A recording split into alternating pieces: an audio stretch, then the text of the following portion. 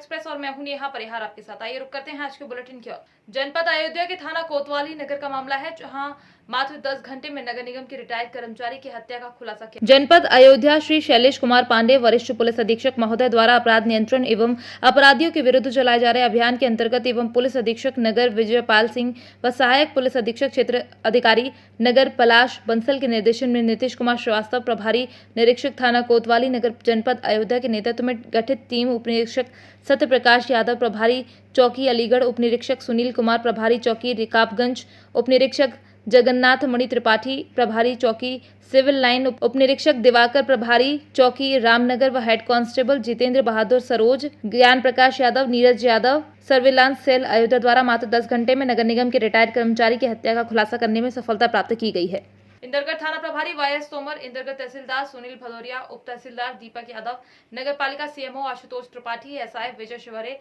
SI Nandini Sharma एवं समस्त police staff, समस्त नगर पालिका कर्मचारी लॉकडाउन कर्फ्यू का पालन करवाने के लिए दिन रात एक कर रहे हैं। यही वजह है कि आज इंदरगढ़ में संपूर्ण लॉकडाउन देखने को मिला, जहां बाजार में सुनसान सड़कें देखने को मिली, वहीं सारी दुकानें बंद मिली। सुबह से लेकर शाम तक थाना प्रभारी स्वयं अपने स्टाफ के साथ गली गली सड़क सड़क चक्कर काट रहे हैं और लोगों को समझाइश देकर घर पर रहने की बात कह रहे हैं।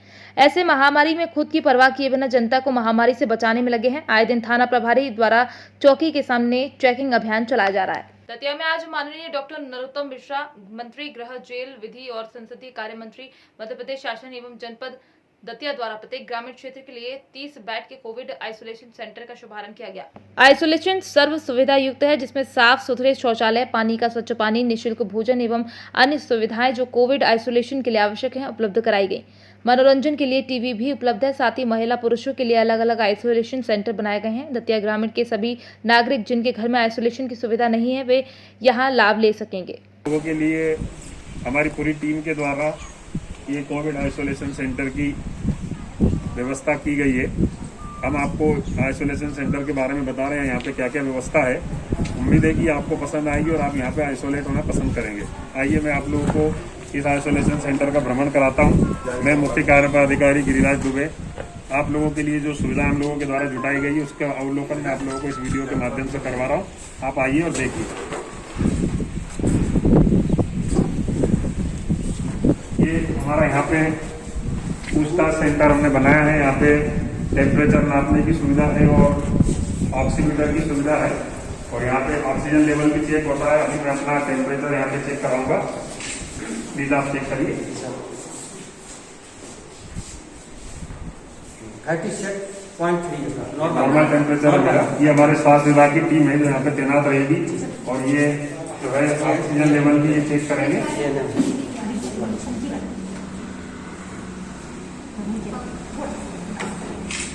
ये ऑक्सीजन लेवल मेरा चेक हो रहा है अभी।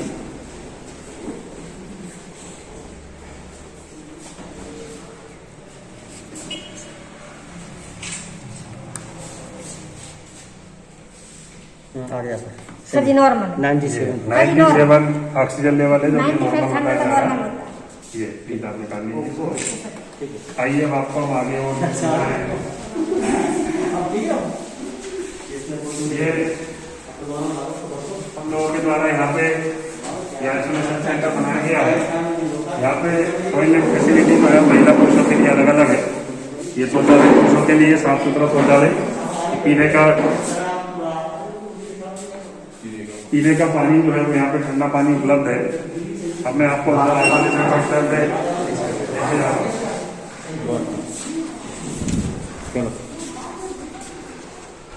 यहाँ पे आप लोग देख रहे होंगे हम लोगों के द्वारा 30 लोगों के एक साथ रुकने की व्यवस्था की गई है। यहाँ पे साफ सुथरे बेड, उनके लिए डस्टबिन और आवश्यक सैनिटाइजर, मास्क, सारी सुविधाएं हम लोगों के द्वारा उपलब्ध कराई है। आप लोग देख रहे होंगे कि साथ में मनोरंजन के लिए ताकि पेशेंट का मन लगा रहे उसके लिए हम लोगों के द्वारा टीवी और केबल आदि की व्यवस्था भी की गई है। कूलर, गर्मी को ध्यान में रखते हुए कूलर, पंखे वगैरह भी यहाँ पे भरपूर है। साफ सुथरे बेडशीट और घर जैसा यहाँ पे पूरा वातावरण बनाने का प्रयास किया गया है। तो इससे आप लोगों को थोड़ी सुविधा होगी और मास्क, सैनिटाइजर और डस्टबिन वगैरह सभी उपलब्ध कराई गई है। इसके अलावा इसके अलावा कोविड पेशेंट को भाप देने के लिए हम लोगों के द्वारा भाप केंद्र भी बनाया गया है। यहाँ से आप लोग भाप ले सकेंगे। तो आप लोगों के नियमित भाप की सुविधा भी है। नियमित चेकअप के लिए हमारा मेडिकल का स्टाफ तैनात रहेगा। मेडिकल स्टाफ हमारा तैनात रहेगा नियमित चेकअप के लिए। इसके अलावा महिलाओं के लिए ऊपर जो है अलग से व्यवस्था की गई है।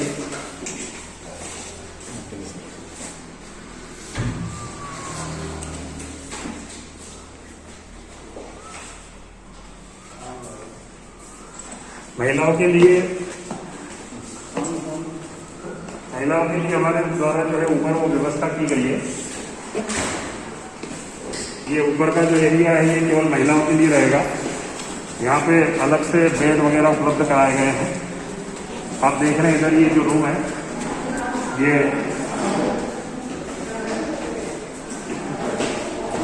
आप देख रहे होंगे ये रूम में महिलाओं के लिए उपलब्ध कराया है। इसमें महिलाओं के लिए अलग से बेडशीट वगैरह अलग की सारी सुविधाएं हैं। पंखे कूलर वगैरह सब उपलब्ध है। यहाँ पे पर्याप्त महिलाओं की सुरक्षा का ध्यान रखा गया है। और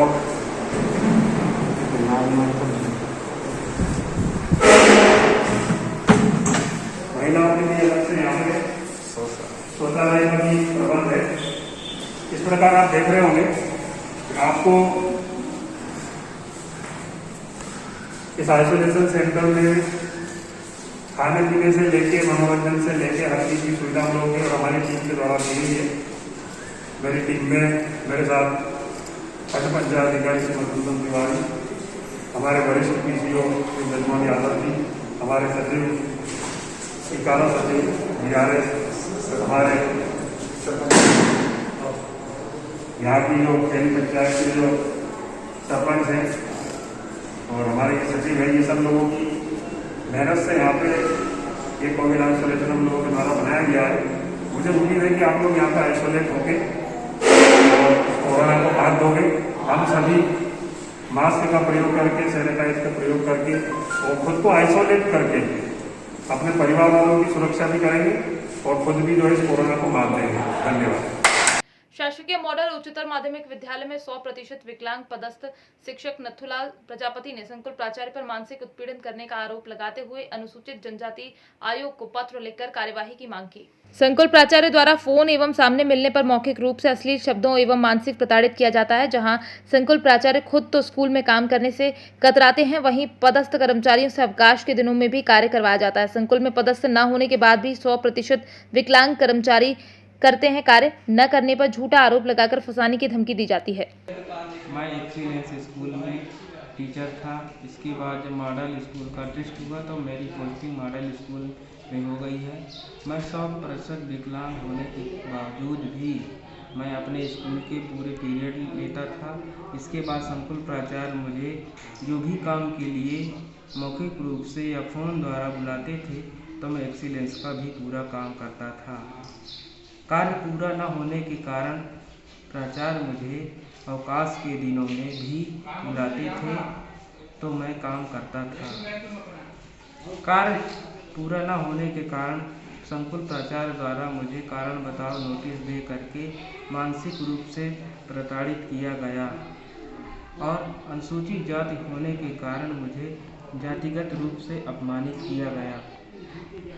पूरा होने के कारण मुझे झूठा आरोप लगाकर जानबूझकर फंसाने की कोशिश संकुल प्राचार्य द्वारा की जा रही है। जब से मुझे नोटिस मिली तब से मैं मानसिक रूप से बहुत प्रताड़ित हूँ। मैं अपने स्वयं के कार्य सही तरीके से नहीं कर पा रहा हूँ, अतः मुझे न्याय चाहिए। आज जबलपुर में बहुत बड़ी उपलब्धि Rani Durgavati care Covid centre का उद्घाटन किया गया। माननीय सांसद राकेश सिंह द्वारा ये उद्घाटन किया गया। जिसमें 517 बेड लगा दिए गए हैं एवं प्रारंभिक रूप से 200 बेड से शुरुआत की गई है, जिसमें सभी सुविधाएं उपलब्ध हैं। ऑक्सीजन की भी समस्याओं का निदान किया गया है। कोविड के अलावा मामूली लक्षण का भी उपचार कर सकते हैं। जबलपुर के आजू बाजू के लोग भी इसका लाभ उठा सकते हैं एवं निजी चिकित्सकों द्वारा भी सहयोग किया जा रहा है। देखिए, आज ये 500 बेड की कोविड केयर सेंटर स्टार्ट हुआ है, जो कि सभी जनप्रतिनिधियों और जो डॉक्टर्स हैं हमारे, उन लोगों के प्रेजेंस में हुआ है। समस्त लोगों ने जो इसमें सहयोग प्रदान किया उसके लिए मैं धन्यवाद ज्ञापन करता हूँ। ये जो सेटअप है, ये प्रशासन, सभी दलों के सभी जनप्रतिनिधिगण और समस्त जनता जो यहाँ की है जबलपुर की, और जो जागरूक नागरिक हैं उनके सहयोग से संचालित होगा। सभी डॉक्टर्स जो यहाँ के हैं उन लोगों के सहयोग से संचालित होगा।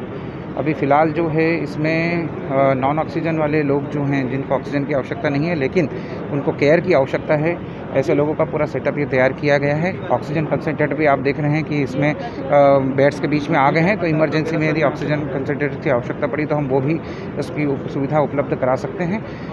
परंतु ये जो पूरा सेटअप है, मैं फिर से कहना चाहूँगा कि ये उन लोगों के लिए है जो कि क्रिटिकल नहीं है लेकिन उनको केयर की आवश्यकता है। सिम्टोमेटिक एसिम्टोमेटिक लोग हैं, उन लोगों से हम शुरुआत करेंगे, धीरे धीरे इसका एक्सपेंशन करते रहेंगे। सर, अगर बात परसेंटेज की कोविड केयर सेंटर, ये आज माननीय दुर्गावती कोविड केयर सेंटर का उद्घाटन माननीय सांसद जी द्वारा किया गया। लगभग 517 पलंग यहाँ डाल दिए गए हैं। प्रारंभिक रूप से इसमें 200 बिस्तर में शुरुआत कर रहे हैं। इसमें सभी निजी चिकित्सालयों को सहयोग मिल रहा है, स्टाफ मिल रहा है। पब्लिक प्राइवेट पार्टनरशिप की तर्ज पे एक जबलपुर के लिए एक बहुत बड़ी व्यवस्था की जा रही है, जिसमें आसपास के क्षेत्र के लोग भी अगर माइल्ड लक्षण से पीड़ित होते हैं तो उनका उपचार कर सकते हैं और उनको ऑक्सीजन की व्यवस्था उपलब्ध करा सकते हैं। और प्रदेश के मुखिया ग्रामीण इलाकों में पीने के पानी की व्यवस्था को लेकर कई योजनाएं चलाकर पैसा पानी की तरह बहा रहे हैं। वहीं उसकी दूसरी ओर आदिवासी बाहुल्य झाबुआ जिले के ग्रामीण बूंद बूंद पानी के लिए तरस रहे हैं। ताजा मामला झाबुआ जिले के रानापुर ब्लॉक की ग्राम पंचायत भांडाखेड़ा का है, जहां पानी के लिए सुबह 3 बजे से ग्राम की महिलाएं अपने बच्चों सहित गड्ढा खोदकर पानी इकट्ठा होने का इंतजार कर रही हैं और अपनी प्यास बुझाने को मजबूर हैं। देखिए किस तरह ग्रामीण महिलाएं गड्ढे से पानी निकालकर अपने और अपने परिवार की प्यास बुझाने के लिए बारी बारी का इंतजार कर रही हैं। हर किसी को आरओ का पानी पिलाने के लिए बड़े आतुर रहते हैं, लेकिन फिर भी मेरे ये ग्रामीण भाई इस प्रकार की स्थिति में है, बहुत बड़ा दुख का विषय है। हमारे यहाँ के जो निर्वाचित जनप्रतिनिधि है उनको बार बार इन चीजों से अवगत कराया, लेकिन इस भामती नदी पर किसी भी प्रकार की परियोजना नहीं बनने दी।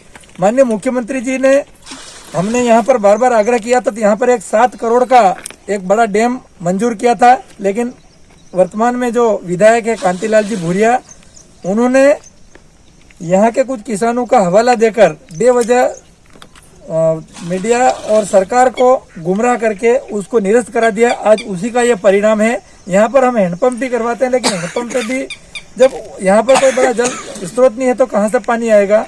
हैंडपंपों में कभी आता, कभी खारा पानी आता, कभी ऐसा। यहाँ एक बहुत बड़ी परियोजना जो 7 करोड़ की मंजूर हुई थी, उस परियोजना को फिर से यहाँ पर बनाने की आवश्यकता है, तभी इस पूरे क्षेत्र के ये 10-15 गांव हैं, इनमें सुधार हो सकता है, वरना ये स्थिति से हम निजात नहीं पा सकते। 4 वागे ना पानी भरवाए तो भी 4 तो 10-11 वागे तो पानी वाले बही परेशानी थाय ने कहीं नहीं आवे। सरकार करे, सरकार काम करवावे, कहीं कोई फायदा नहीं, सुविधा कहीं भी सुविधा करे आ फायदा में लड़े तो खारू पानी आवे। मध्य प्रदेश सरकार के कैबिनेट मंत्री डॉक्टर मोहन यादव द्वारा नागदा बीमा हॉस्पिटल में व्यवस्थाओं को लेकर निरीक्षण किया गया। इस समय पूरा विश्व वैश्विक महामारी कोरोना वायरस से चिंताजनक स्थिति में है। मध्य प्रदेश सरकार के कैबिनेट मंत्री डॉक्टर मोहन यादव पूरी ईमानदारी के साथ अपना कर्तव्य का पालन कर रहे हैं। हर रोज कोरोना वायरस मरीजों और उनके परिवारों से मिलने अपनी जान की परवाह किए बिना पहुंच रहे हैं। साथ ही उनके लिए हॉस्पिटल में ऑक्सीजन कंसंट्रेटर उपलब्ध कराने का महत्वपूर्ण प्रयास किया जा रहा है। सांसद निधि से 50 लाख रुपए कोरोना वायरस महामारी के चलते सामग्री खरीदने को लेकर दिए गए। खास बात यह है कि 1 अप्रैल 2021 को उज्जैन जिले में ग्रामीण शहर मिला के 463 बेड हमारे पास थे। आज की स्थिति में लगभग 1500 बेड हमने जिले के अंदर स्थापित किए हैं और प्राइवेट सेक्टर के मिला तो लगभग 2500 से ऊपर बेड की व्यवस्था की है। कहने का तात्पर्य है कि जो ज़रूरतें हैं, माननीय मुख्यमंत्री जी शिवराज सिंह चौहान, माननीय प्रधानमंत्री जी, हमारे माननीय सांसद जी, पूर्व विधायक दिलीप जी, बहादुर सिंह जी बोरमुंडला, हम सब लगातार भिड़ करके शासन की व्यवस्था, समाज की व्यवस्था, सबको जोड़ करके लगातार इस स्थिति में आए हैं कि हम अपने लिए जितना अच्छा कर सकते हैं उज्जैन जिले में उससे और अच्छा करने का प्रयास करें, और जो बीमार है वो प्रत्येक व्यक्ति को शासन की मदद से अच्छा करके खड़ा कर दें। जो बीमार नहीं है उसको बचाने का प्रयास करें। मुझे खुशी इस बात की बहुत कम समय में ये बीमा हॉस्पिटल 25 बेड का हमारा प्रारंभ हो गया और बहुत जल्दी 25 बेड और प्रारंभ करने वाले हैं। इसी के साथ साथ जो हमारा आईसीयू थे वो आईसीयू चालू हो चुके हैं, वहाँ पे भी कुछ बेड बढ़े हैं। नागदा, खाचर दिया जैसी स्थिति में आ गया है, लगभग हमारा नागदा, खाचर और नहल सब मिला के ये 100 ऑक्सीजन बेड के साथ में हमारी पूरी क्षमता से चालू हो गया। जब आज पुराने समय में एक भी बेड ऑक्सीजन का नहीं था, दुर्भाग्य की बात। 20 अप्रैल को और इतने कम समय में आज हमारे पास 100 बेड की व्यवस्था बनी है।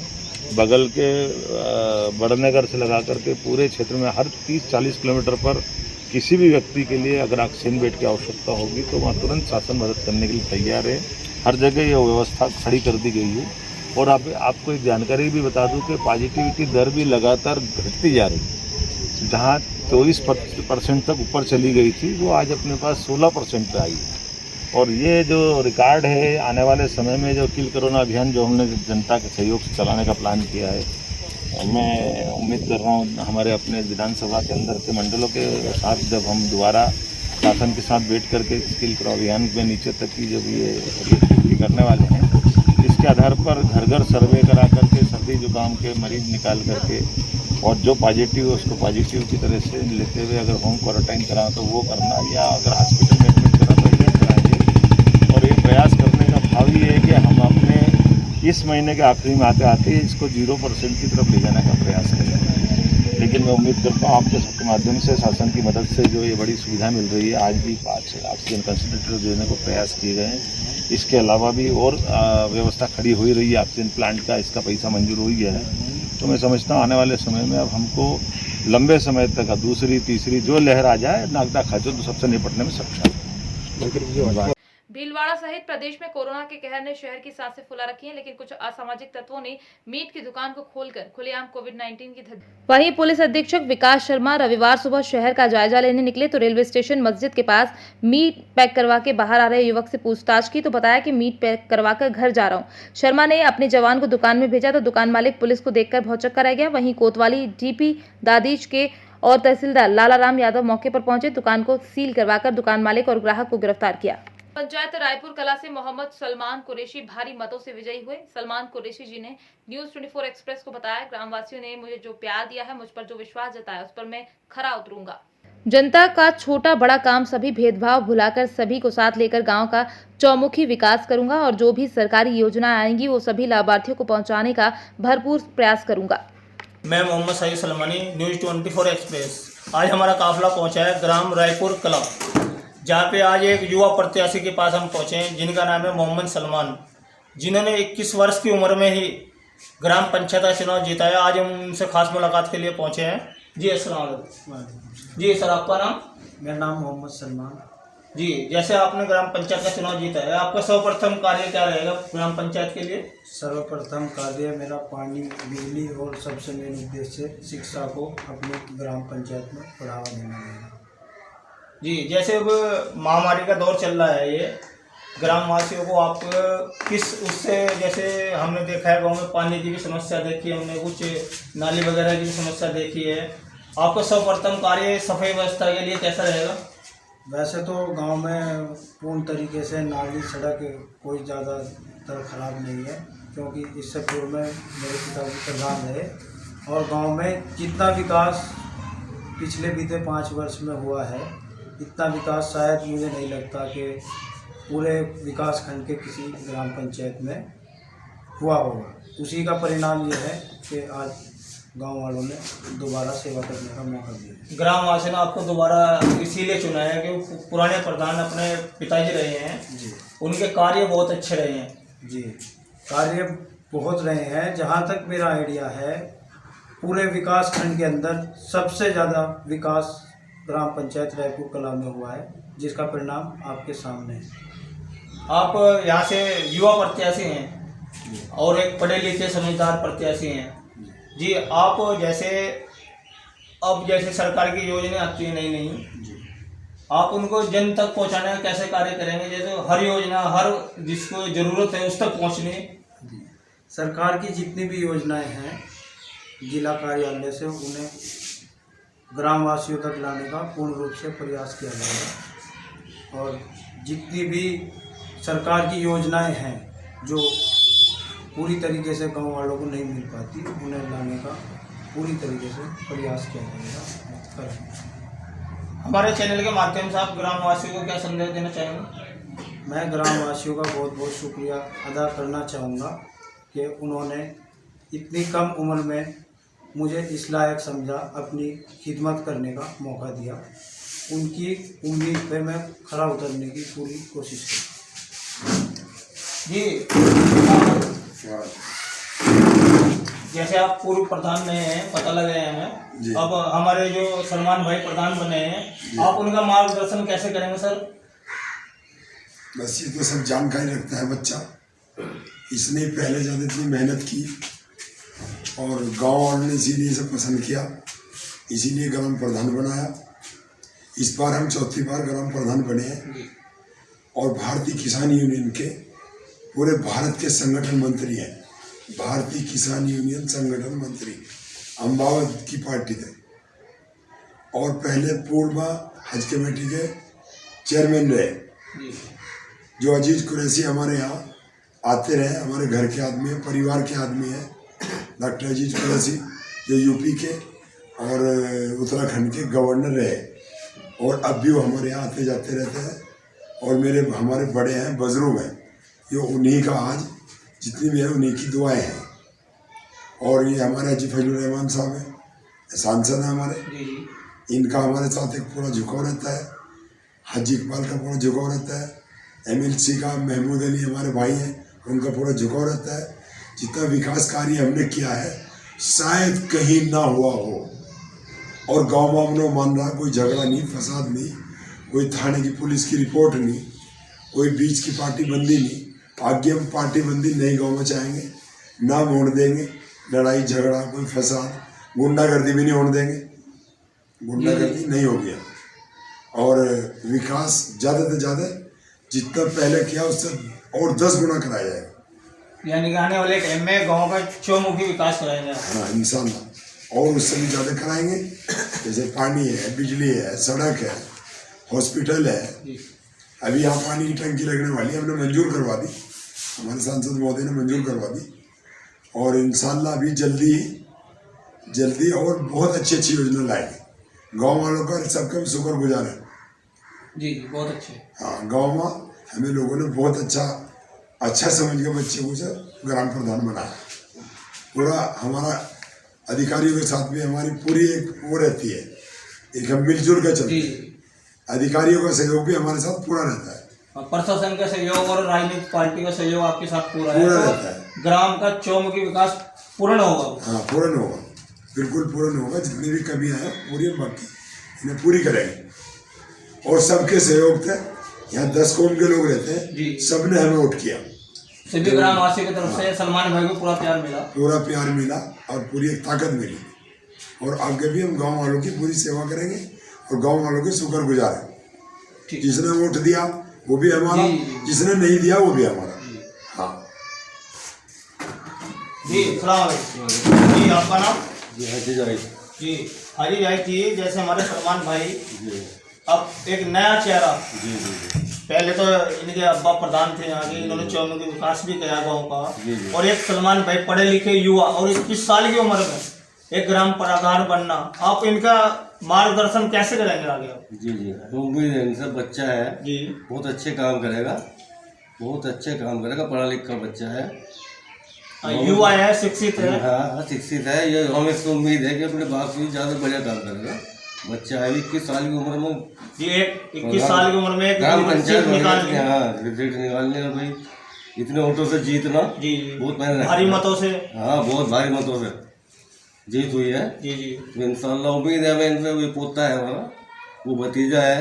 मुजफ्फराबाद ब्लॉक में भारी मतों से जीते सलमान भाई की हुई है। जी मुजफ्फराबाद ब्लॉक में सलमान भाई की बहुत भारी मतों से जीत हुई है, बहुत भारी मतों से जीत हुई है। तो आप इनका पूरा मार्गदर्शन करेंगे? पूरा इंशाअल्लाह पूरा मार्गदर्शन करेंगे।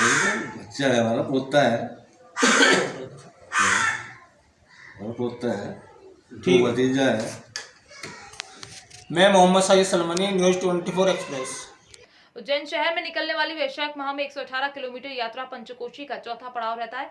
आज कलियादेव महल और जेथल शिव मंदिर पर गंभीर महामारी कोरोना वायरस की वजह से 2 वर्ष से उज्जैन शहर की पंचकोशी यात्रा स्थगित हुई है। न्यूज़ 24 एक्सप्रेस चैनल 2 वर्षों से मध्य प्रदेश के लाखों दर्शक और इस पंचकोशी यात्रा में आने वाले करीब 50,000 भक्तों की आस्था को ध्यान में रखते हुए मध्य प्रदेश के सभी दर्शक न्यूज़ 24 एक्सप्रेस चैनल के और श्रद्धालु भक्तों के लिए प्रयास कर रहा है, दर्शन करा रहा है और हर पड़ाव, हर मंदिर और इस पंचकोशी यात्रा की खबर को विस्तार के साथ उज्जैन शहर की वैशाख माह में निकलने वाली पंचकोशी यात्रा में करीब मध्य प्रदेश के अलग अलग शहरों और अलग अलग जगहों से करीब 40 से 50,000 भक्त श्रद्धालु इस पंचकोशी यात्रा में शामिल होते हैं और पैदल चलकर 5 दिन तक देवादिदेव महादेव की पूजा अर्चना करते हैं। आज के बुलेटिन में फिलहाल इतना ही। बने रहिए न्यूज़ 24 एक्सप्रेस के साथ। नमस्कार।